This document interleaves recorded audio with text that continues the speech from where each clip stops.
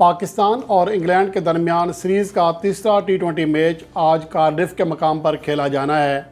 लेकिन इस मैच के हवाले से एक तो बारिश का ख़तरा मौजूद है, दूसरा अहम सवाल ये है कि पाकिस्तान की टीम ने क्या गुज़श्ता मैचेस की गलतियों से कुछ सीखा है, जिसका दावा हर प्रेस कॉन्फ्रेंस में हर खिलाड़ी करता है।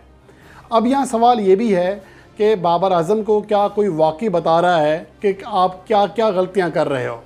एज ए कैप्टन उनकी कैप्टनसी में बहुत ज़्यादा गलतियाँ हो रही हैं माजी में। हालांकि ऐसा होता है कि जो कप्तान है वक्त गुजरने के साथ साथ सीखता है, लेकिन बदकिस्मती से लगता है ऐसा है कि बाबर आज़म के सीखने का जो मरहला है वो रिवर्स हो चुका है। बजाय बेहतर होने के वो मज़ीद उनकी कप्तानी में ख़राबी आती जा रही है। इसके ज़िम्मेदार ख़ुद बाबर आज़म हैं या उनकी टीम मैनेजमेंट है, लेकिन नाम बाबर आज़म ही का आएगा। अब अगर बाबर आज़म की स्ट्राइक रेट के हवाले से बेहतरी आई है तो एज ए कैप्टनसी उनमें खामी भी नुमायाँ होकर सामने आई है। एक तो ये कि वो हैंग हो जाते हैं एक सिस्टम पर।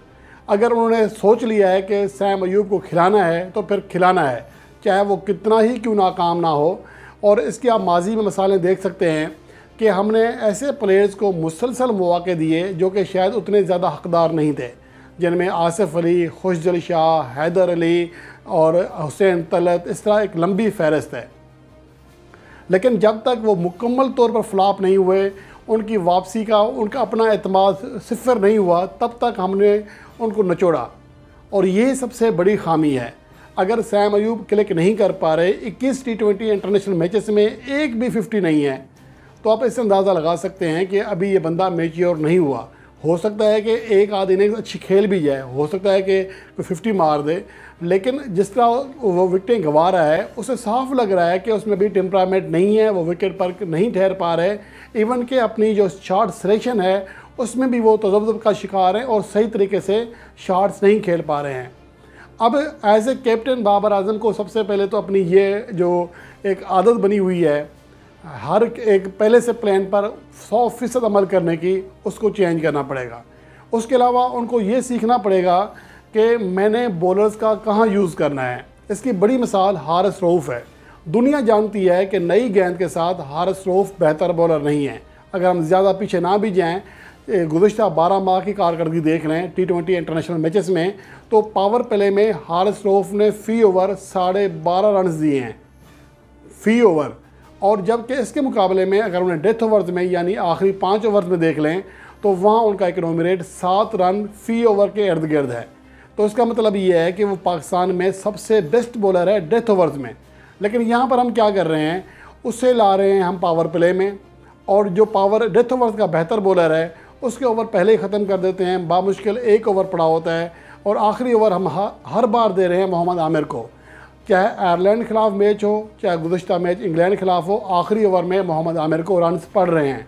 लेकिन हम ये गलती दोहराए जा रहे हैं क्योंकि हमने मैच से पहले डिसाइड किया होता है कि आखिरी ओवर हमने आमिर को देना है, इसका फ़लाँ ओवर हो। ये सिचुएशन के मुताबिक चेंजेस नहीं करते और यही सबसे बड़ी खामी है। और उसके साथ साथ हैरानकुन बात यह है कि इफ्तिकार अहमद को एज ए बॉलर बिल्कुल ही यूज़ नहीं किया जा रहा। अगर आप शादाब खान के मुकाबले में, उसामा मीर के मुकाबले में स्ट्राइक रेट देखें, एवरेज देखें, इकनॉमी देखें, सब में ज़्यादा बेस्ट हैं इफ्तिकार अहमद। 7 रन फ़ी ओवर के इर्द गिर्द उनका इकनॉमी रेट है। जब हमारे मेन बॉलर 8.5 रन फ़ी ओवर से ज़्यादा इकनॉमी रेट के साथ रन दे रहे हैं, तो मिडल ओवर्स में कम से कम 2 ओवर्स बआसानी इफ्तिकार अहमद के कराए जा सकते हैं। उसका फ़ायदा ये होगा कि हारिस रऊफ़ के 2 ओवर्स आपके डेथ ओवर्स में बच जाएंगे, तो आपका थोड़ा सा कम्बिनेशन सेट हो जाएगा। दरमियान में जो मिडल ओवर्स में फास्ट बॉलर्स को मार पड़ रही होती है या फिर शादाब खान को मार पड़ती है, तो उससे भी पाकिस्तान टीम बच सकती है। तो ये चीज़ें सीखने की हैं। अब मुझे नहीं समझ आती कि पाकिस्तान की एक फ़ौज ज़फ़र दरमौज जो है वो कोचेस की मौजूद है, लेकिन कोई ये बात बाबर आज़म को बताने में कामयाब नहीं हो रहा, या नहीं बता रहा, या जानबूझ के नहीं बता रहा, या खुद समझ नहीं पा रहे। तो ये गलतियाँ ऐसी हैं कि एक आम क्रिकेट शायक इसको बआसानी जज कर सकता है। अब रही बात उस्मान खान की, इसके ऊपर सवालात बार बार उठ रहे हैं कि उस्मान खान को आखिर मौका क्यों नहीं दिया जा रहा।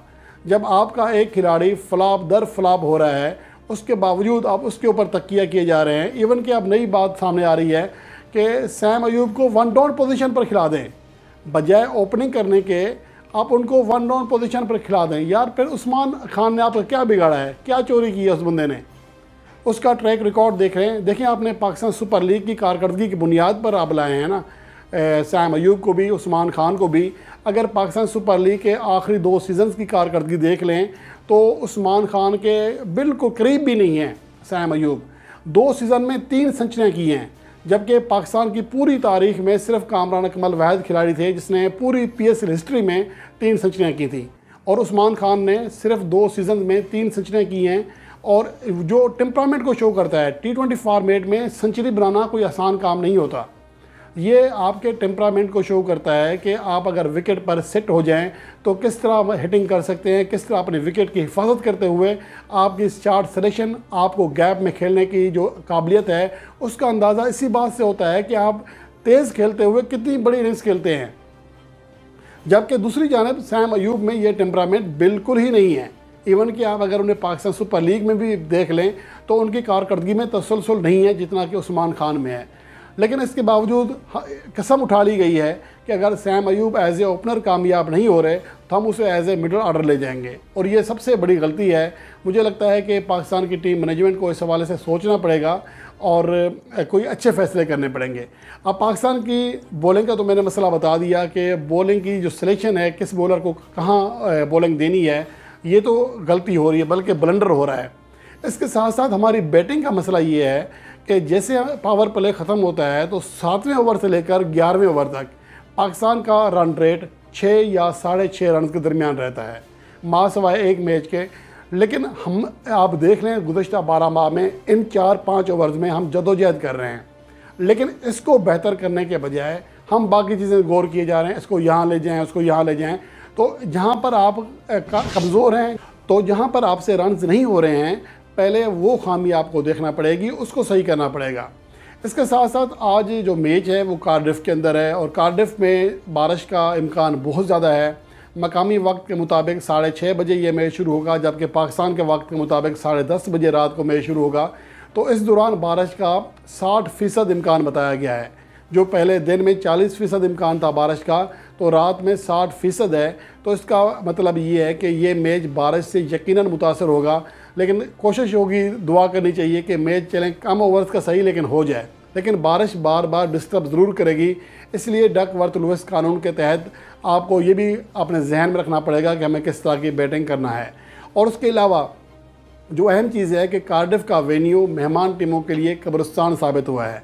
यहाँ पर मासवाए साउथ अफ्रीका के कोई भी मेहमान टीम कामयाबी हासिल नहीं कर सकी है, चाहे यहाँ पर इंडिया खेला हो, चाहे ऑस्ट्रेलिया खेला हो, चाहे श्रीलंका हो, चाहे पाकिस्तान हो, सभी को यहाँ पर नाकामी का सामना करना पड़ा है। पाकिस्तान ने कार्डिफ में मजमूई तौर पर 3 मैचेस खेले और तीनों ही मैचों में शिकस्त का सामना किया है। तो इसलिए जो कार्डिफ का ट्रैक रिकॉर्ड है ऑलरेडी आपको अलार्मिंग सिचुएशन बता रहा है कि ये वेन्यू गैर मुल्की टीमों के लिए बेहतर नहीं है। और इसके साथ साथ पाकिस्तान को इस मैच में कामयाबी हासिल करना बेहद ज़रूरी है। एक तो सीरीज़ लेवल हो जाएगी, सीरीज़ का 4 बाकी रह जाएगा। दूसरा ये कि T20 वर्ल्ड कप 2024 से पहले थोड़ा सा एतमाद बरकरार बहाल हो जाएगा। पता नहीं बहाल हो जाएगा या वापस आएगा, एतमाद तो है ही नहीं कि हम बहाल की उसका कहेंगे बहाल ही हो जाएगी। और इसके अलावा मोइन अली आज कैप्टन होंगे इंग्लैंड के, क्योंकि जॉस बुटलर चले गए हैं अपने तीसरे बच्चे की, उनकी विलादत हो रही है। तो इसलिए इसका एडवांटेज पाकिस्तान टीम उठा सकती है। गुज़श्ता मैच में जॉस बुटलर ही ने पाकिस्तान को सबसे ज़्यादा मारा था, गो कि उनकी ये पाकिस्तान के खिलाफ दूसरी 50 थी, लेकिन गुज़श्ता मैच का असर हीरो वही था जिसने पाकिस्तान के खिलाफ जो रन्स बने हैं वो जॉस बुटलर की शानदार बैटिंग की वजह से बने, वरना बाकी बैट्समैन पाकिस्तान की जो बॉलिंग लाइन है उसके खिलाफ जद्दोजहद कर रहे थे। अब देखना ये है कि मोइन अली की कैप्टनसी में जॉस बुटलर की गैर मौजूदगी का पाकिस्तान टीम कितना फ़ायदा उठाती है। लेकिन मोइन अली ये वही कैप्टन है जिसने पाकिस्तान में 2022 में आकर अपने पाकिस्तान के टूर में पाकिस्तान टीम को उनकी सरजमीन पर T20 सीरीज़ में शिकस्त दी थी। इसलिए मोइन अली को ये नहीं कहा जा सकता कि वो एक हल्का कैप्टन है जॉस बुटलर के मुकाबले में। वो ऑलरेडी आपको शिकस्त दे चुका है अपनी बी टीम के साथ। इसलिए मेरे ख्याल में ये खुशफहमी नहीं होनी चाहिए कि जॉस बुटलर नहीं है तो पाकिस्तान को एडवांटेज होगा, ऐसा बिल्कुल नहीं है। पाकिस्तान को अपने ज़ोर बाजू पर ये मैच जीतने की कोशिश करनी चाहिए और अपना एतमाद बहाल करना चाहिए।